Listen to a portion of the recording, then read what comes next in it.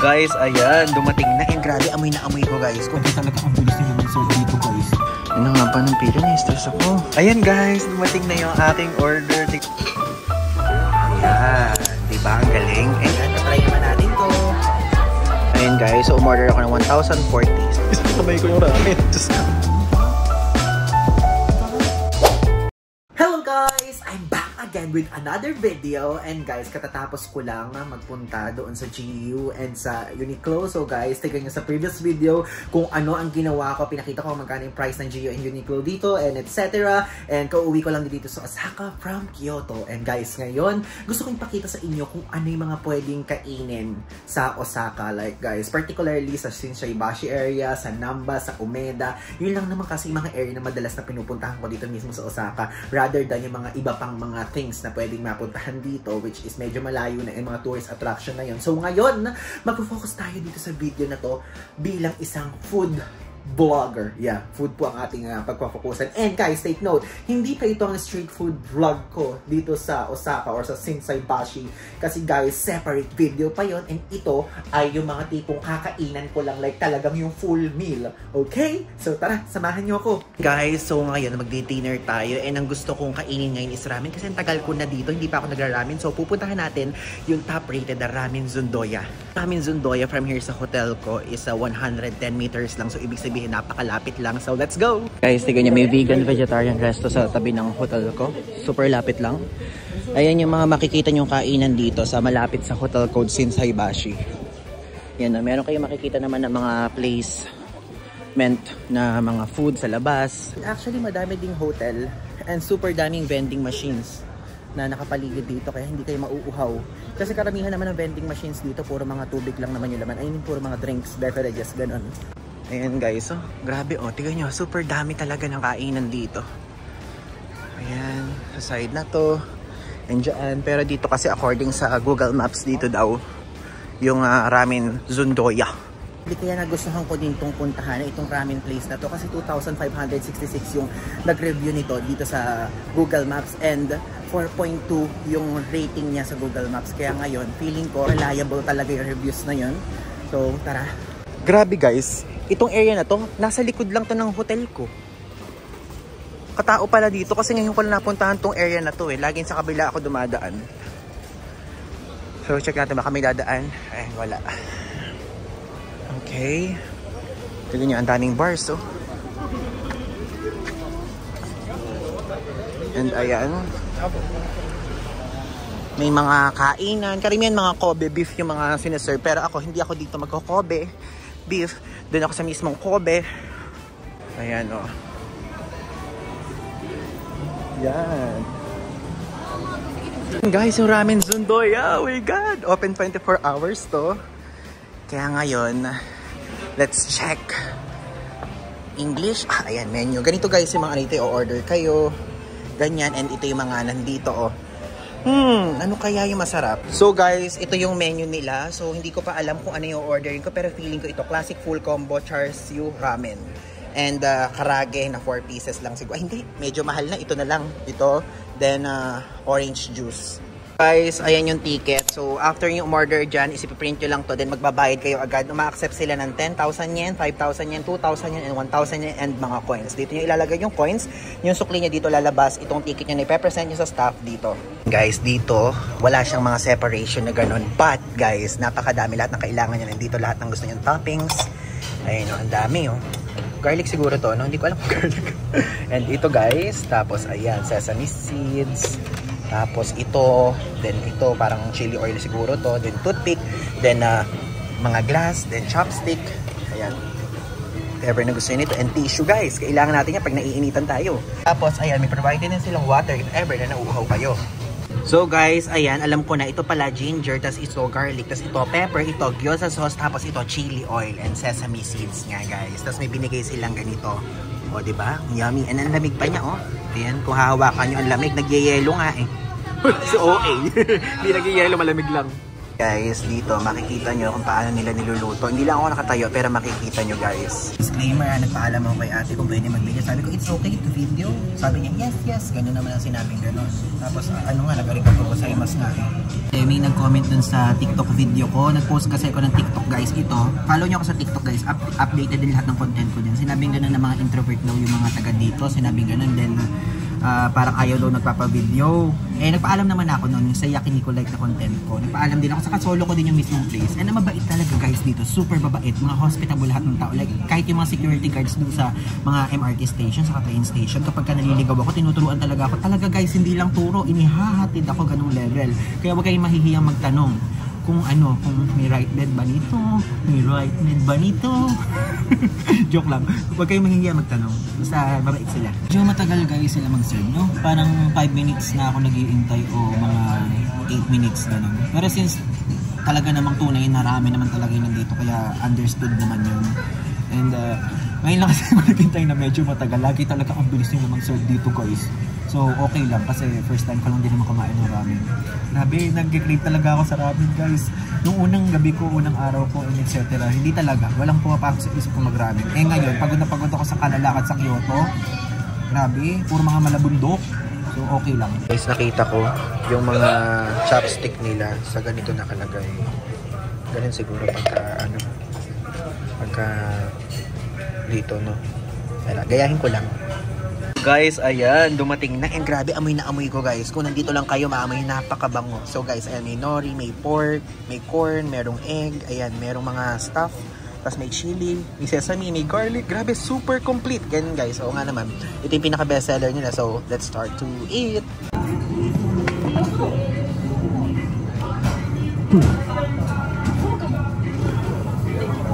Ang sarap guys. Pero ang anghang. Ang anghang ng chili nila. Buti na lang only drinks dito.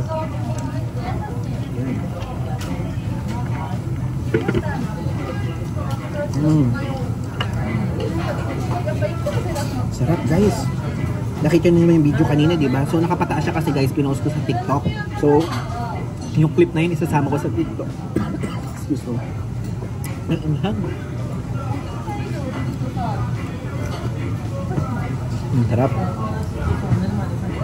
If ever, kung tatanungin niyo ako kung uulit ako dito, yes, uulit ako. Pero next visit ko na lang. Dahil gusto ko matikman din yung mga ibang ramen, ng mga ibang ramen bar.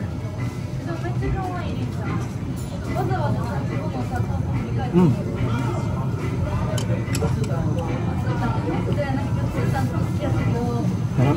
Nalulusaw sa dila guys. Tapos yung garlic nila, tignan nyo, super dami. Ba't kinain ko? Tapos nakalagay dito, may nakalagay 130 yen yung pa-refill ng noodles. Pero di na ako magpa-refill. Sabi din sa Google, mga nababasa ko, kapag kada kakain ka daw sa ganito, kailangan matunog. Kasi uso daw sa kanila yung matunog. Kasi kapag ka matunog guys, ibig sabihin nasasarapan ka talaga, insulit talaga yung pagkain. Pero ayoko magmatunog, nakakahiya. Tignan nyo guys yung egg, oh. Sarap po, soft boiled egg. So hindi ako mahihiya dito magmatunog if ever sa mga sabaw. Dahil kultura sa kanila dito na pagka matunog na, di ba?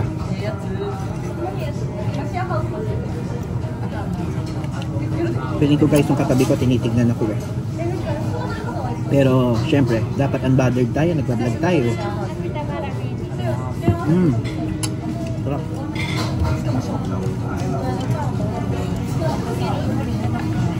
Ano ba naman dito? Sarap, ang mahal-mahal nito. Sarap pa ng tubig nila, super lamig. Daming yellow guys, so nakikita ko. Ayun o.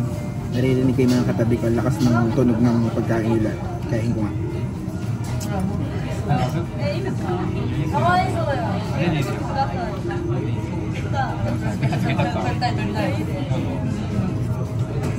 Kahit maanghang, lagyan ko na ng chili oil. Pinipindot pala. And sesame seeds. Ano to?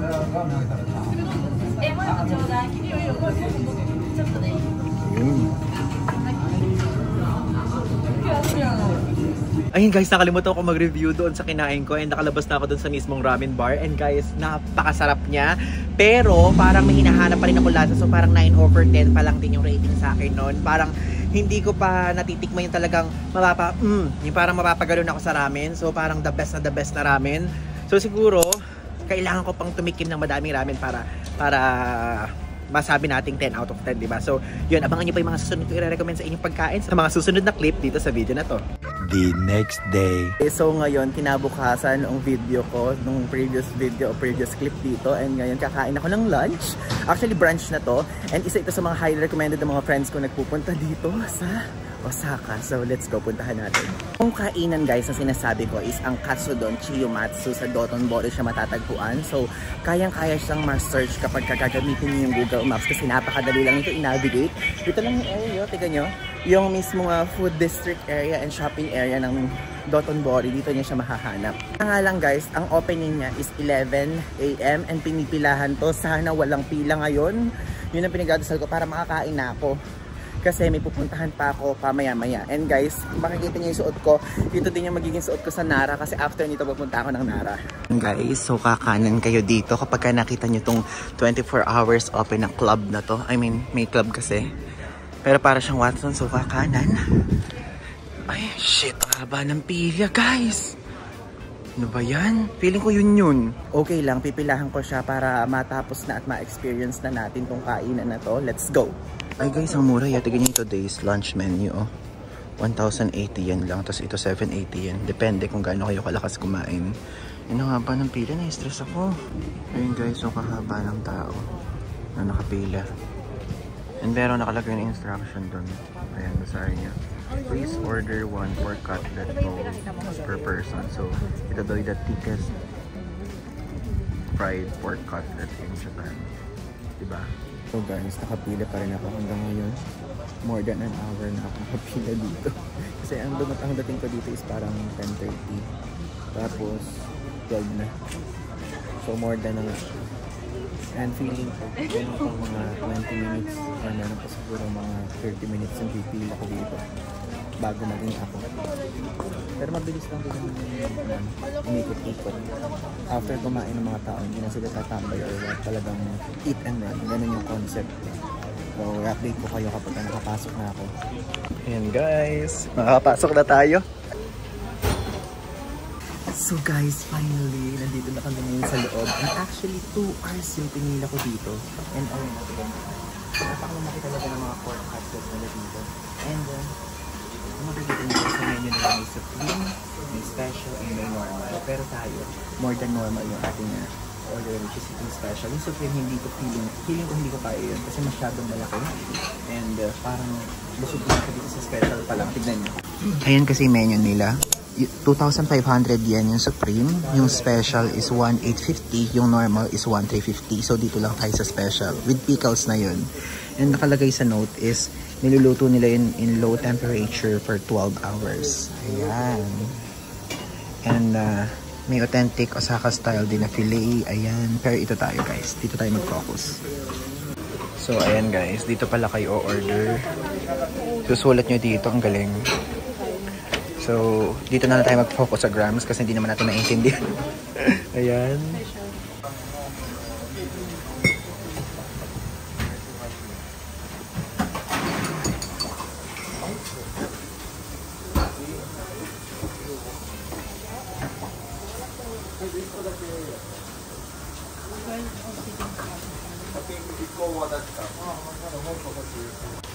Thank you. Ay, ang bigat. Diyos ko. Picture na tayo ng coke na.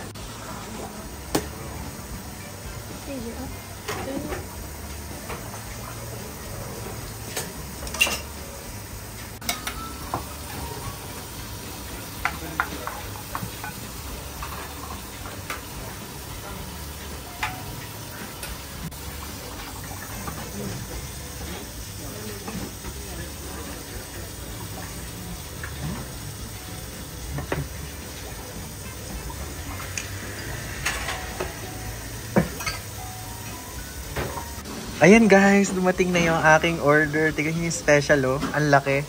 And meron siya kasamang pickles. Dito nga pala sa restaurant na to, meron akong na-meet na dalawang Pinoy. Ayan, from Pasig. Mga nag-live po sila. Sa Japan trip. Ayan, so let's try it.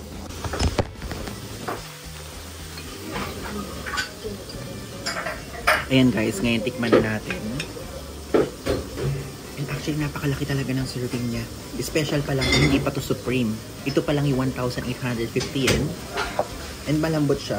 Since sabi din naman dun sa description ng mismong product is 12 hours siyang low temperature. Tapos tignan nyo, meron siya ditong taba-taba. Ayun o, sa mismong pork. Ang laki, hindi ko makagat. Ngayon, tikman naman natin yung rice.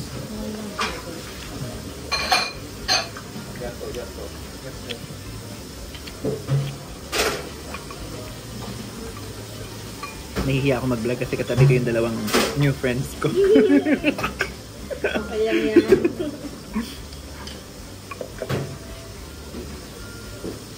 Meron silang pa-free water dito.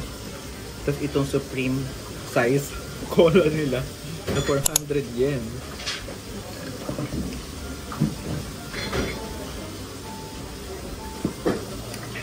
Sarap, lamig.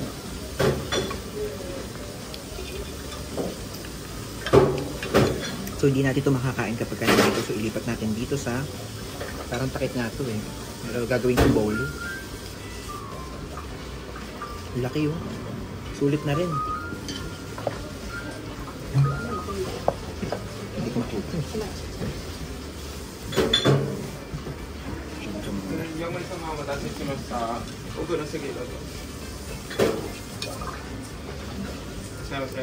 Hindi ko alam kung paano gamitin yung condiments. Paano ba? Hindi ko din alam. Diyan ba? Hindi, try na natin. Dito siguro to. Or pwede mo i-dip. Ganyan yung ginagawa ng iba. Oo nga, yung dinidip na. Sarap guys. Pero parang mas marami pa yung meat kaysa sa mismong rice. Ang lambot talaga guys. Yung part na to oh. Tapos medyo hindi ganun kalaki yung part ng taba. Pero merong taba siya.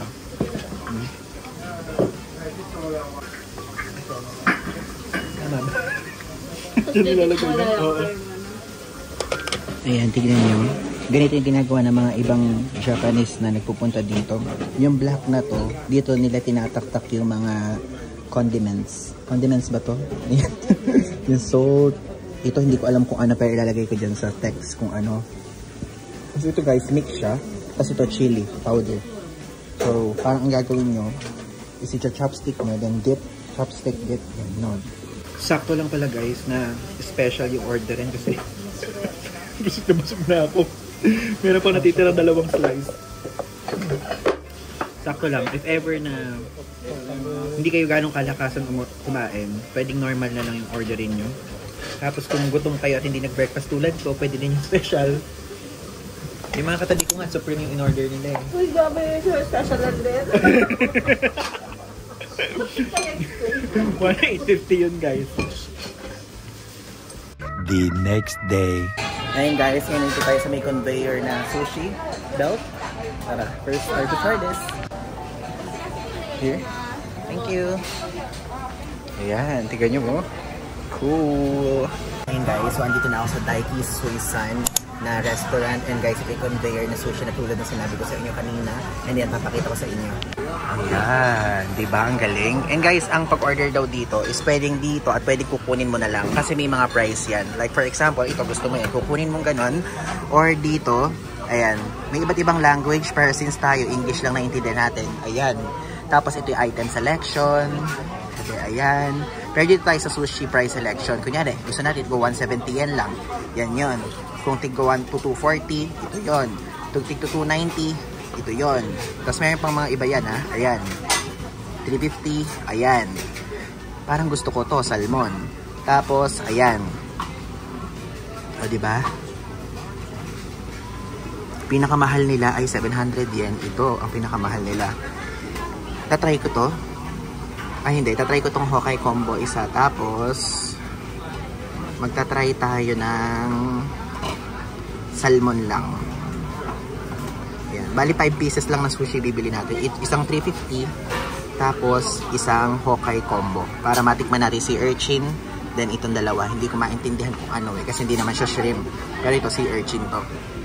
Hindi ko guys sure, hindi ko alam kung ilan yung makakain ko. Dapat mag-video din ako ngayon ng parang street food tour dito sa Dotonbori. Pero feeling ko mabubusog ako dito since carbohydrates ko and kanin ko. So, tignan natin. Ayan, dumating na ang ating Hokkai combo. So, ayan guys. Ayan guys, so dito meron ditong chopstick. So, dito natin kukunin. Ayan. Tapos may toothpick, may wasabi. Pero ayoko yan. Soy sauce, yan lang. And dito, meron ditong ayan, ganun din yan. So, let's start to eat. Okay, so kumain na tayo. I-try na natin kainin tong sea urchin. Ayan, 700 yen nga pala to guys. Itong tatlo na to. Let's try it.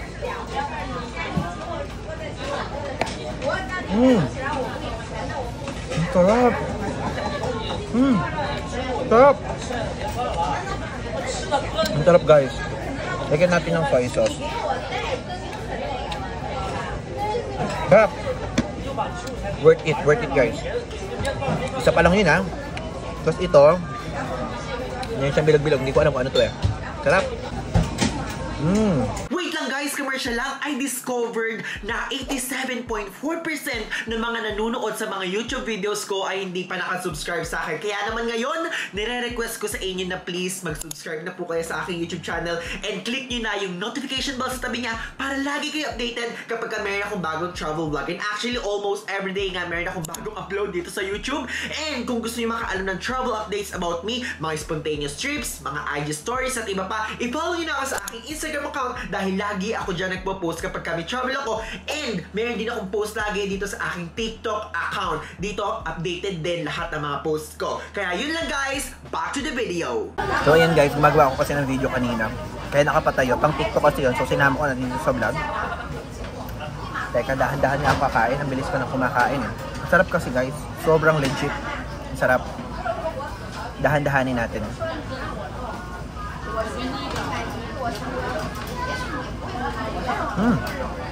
Sarap.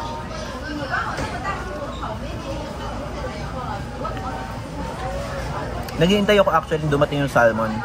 Kasi kukunin lang siya eh. Ganun yung isang order. Tapos pwedeng i-deliver sa atin. So gusto ko yung kukunin ko naman. Kasi itong unang order ko, dineliver dito kasi pinindot ko sa screen. So ngayon guys, umorder naman tayo ng mura kasi kinonvert ko yung in-order ko, 700 yen. So parang 200 pesos pala siya. Isang platong ganun. Like, 200 pesos pala, paano ko pang umorder ng isa? So ngayon, sa 170 yen, 240 and 290 lang muna yung orderin natin. Para naman na madami-dami. So, dalawang 290 o dalawang 240 ang ating orderin. O dalawang 350. Kasi 350 salmon yun. Saka bluefin tuna, 350. Ayan, para makita nyo yung sinasabi ko. Ayan. So, ito paala kong orderin. Salmon, tapos itong bluefin. Dito kasi parang hindi ko to type. Natikman ko na kasi to eh, yung octopus. Di ko siya type. Ito, mukhang okay naman tong 240. Parang type ko to. Sige, order tayo ng isa nito. Tapos isa nito. Yan. Order tayo. Alam nyo guys, mag-ingat kayo sa kakukuha ng mga plato at ka-order nyo kasi parang mura lang siya pero mahal din pala. Yan. Sweet soy sauce. Libre kaya ito? Tingnan nyo guys, free ba to? Hindi ko alam eh. Baka kasi mamaya mahal yan eh. At tayo na, over budget na tayo sa whole Japan trip natin ngayon. Ayun guys, so dumating na yung order natin. Itong salmon, tapos itong 240 yen. Hindi ko alam, ano ba ito? Garlic? Ay hindi, onion ba ito? Oo ata. Okay, dito muna tayo sa salmon. Ngayon, itry naman natin tong isa. Ayan, katry naman natin to.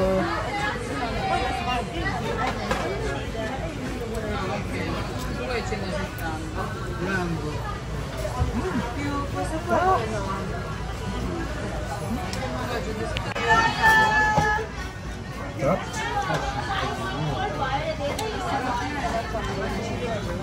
Hilog.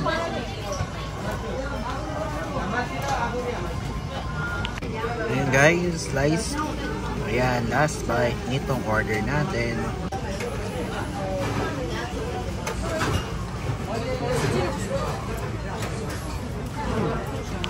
Tingnan nyo, meron din silang cheese and hamburger steak ko. Galing. So, order tayo ng isang ganito. Para matikman lang natin tong cheese and hamburger steak. Okay, order transmission. Okay, alam ko na yung mga price pala niya guys, depende dun sa plato. Akala ko may mga chip na parang nasa loob niya. Tapos na nag-identify. Depende pala sa plato yung price. So, kunyari ganito. Ayang 290 ganyan yung price niya. Yung 350 ganito. Yung 390 blue na may gold. 470 ganyan. Ayan o, diba? Natikman ko na to guys. Masarap tong sushi na burger nila. Yung burger patty, parang kalasa sa ano? Sa, tawag doon? Yung kalaban ng minute burger? Burger machine? Ewan ko kung naka-ano na kayo, naka-kain na kayo ng burger machine. Hindi ko alam kung sa amin lang may ganun sa Nueva Ecija. O meron din sa lugar niya. Parang ganun, yung patty ng burger machine yung lasa niya. Ayan, umorder naman tayo ngayon ng tuna belly. Tapos guys, order natin tong limited item na to. Hindi ko alam parang pickled siya na merong tuna. Ayan, another round na naman ng sushi. So, ito yung tuna belly. Mukha lang siyang pomelo, no? Ayan, kainin na natin.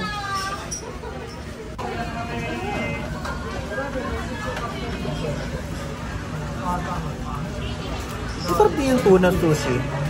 Kaya lang iba talaga yung atake ng salmon.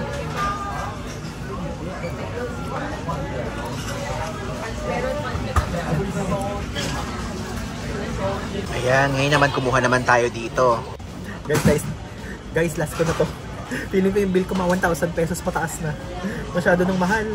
Okay, tikman na natin to.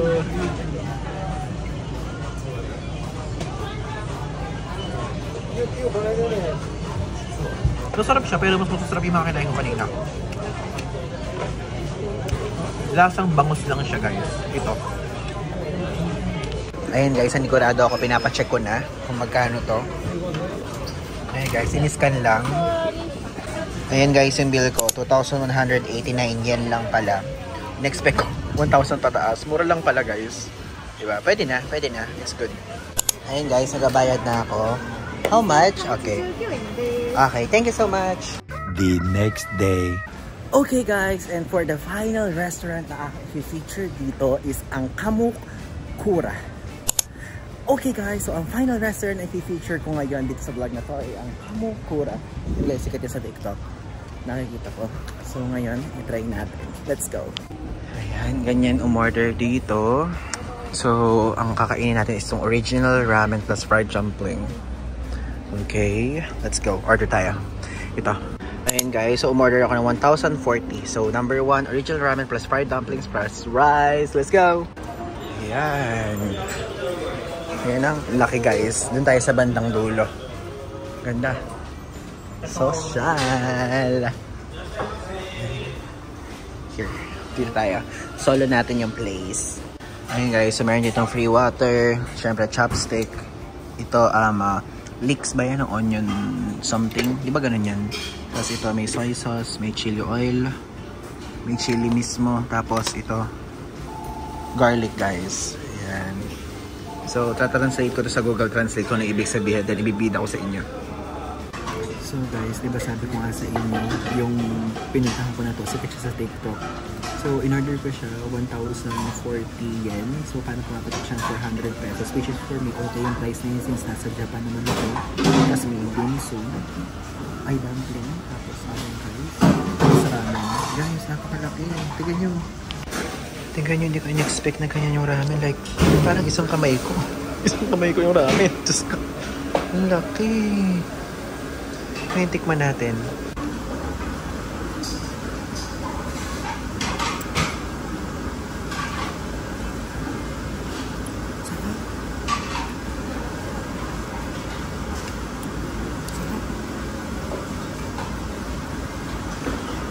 Like guys, yung lasa niya, hindi siya lasang Mendokoro ramen dahil hindi siya lasang Ichiran.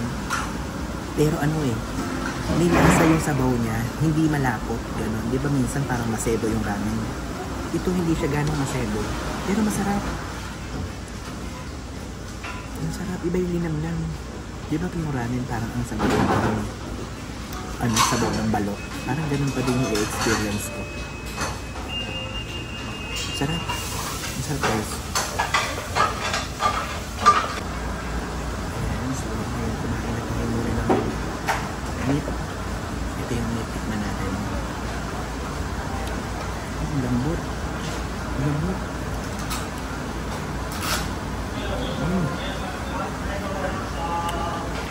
Worth it.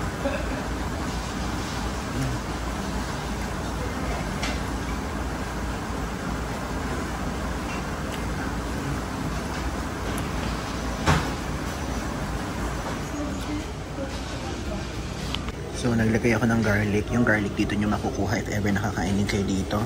Haluin natin ng onte. Ang Diyos ko po, ang sarap. Super sulit yung presyo niya. Sa halagang 400 plus lang sa pesos. May dumplings na, may rice na. Tapos ito, ang laki.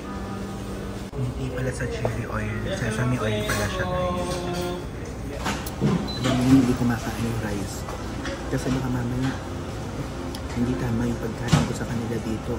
Siyempre, nasa ibang bansa ako. Baka yung culture nila hindi ko ma-absorb. I mean, hindi pala ganun yung tama. Nahihiya naman ako tumingin sa mga katabi ko.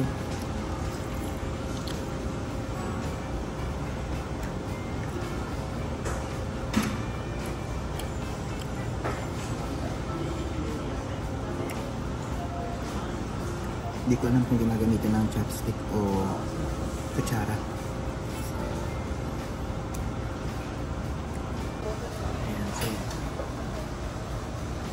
So, kainin natin itong dumplings. Ang sarap. Ang sarap. Nakikita ko sa peripheral vision ko, ito yung kinakanin nila.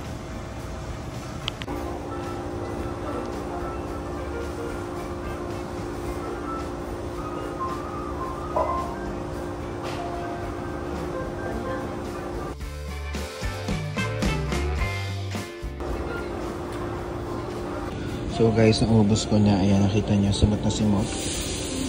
So masarap siya guys.